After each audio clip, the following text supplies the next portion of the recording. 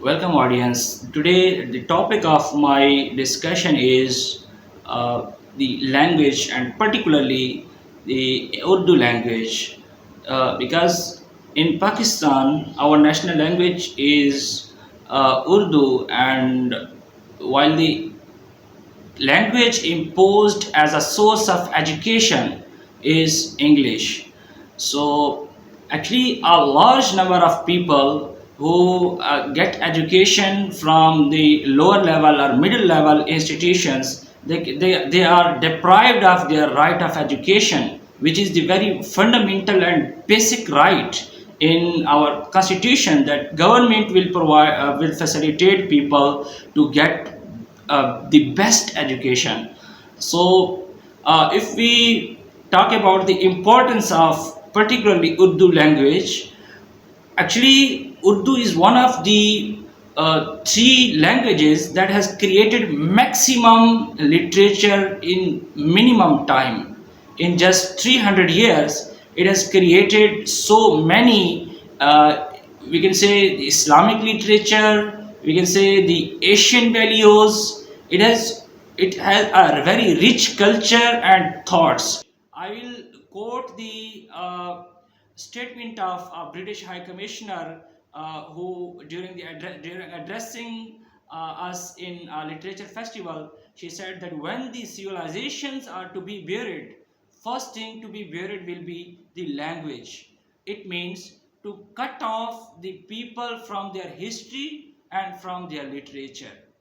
If I quote a prominent Islamic scholar, Javed Ahmad Ghamidi, he said that teach your children Urdu language if you are a Pakistani, because Urdu language is one of those languages who has created maximum rich literature in a minimum time. And if you uh, get your children cut off from this language, I will say that you will lose the heritage or assets that you have intellectually got from your forefathers.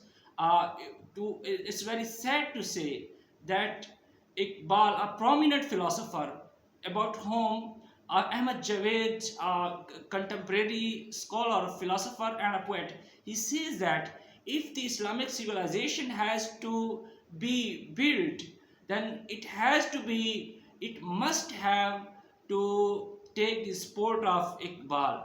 Iqbal, a philosopher, poet, and a religious, we can say, a great religious scholar, we can also say, because his poetry is actually the reflection of the interpretation of the Holy Quran. While if we do not understand the writings of our own scholars who write a little bit in complex Urdu, if we cannot understand them, how we can intellectually compete with any other civilization? That's the very sad point of view, the very sad aspect of the contemporary education system of Pakistan. But here are some objections from many people that actually English language has developed it so much that it has been spread all over the world and being taught excessively. So the first objection to be raised is how we will communicate at international level. I will say just 5% of the people go at international level and serve the country. What about 95% who are being deprived from their fundamental right of education? And we can find hundreds of people in our city, in our village, in our country, wherever we go. The people have the problem of language, that how we have to get education in English language because we don't know English.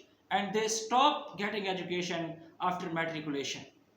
The second thing is the objection raised from the many people is the literature created at international level is mostly in English language. Even in most of the Western countries and the United States, who are the, of course, the historic in previous 200 years, they have been hegemon over the world, and the thoughts and the literature created by Western Europe or United States or in United States of America is very much important for us to get the reflection of their contemporary thoughts.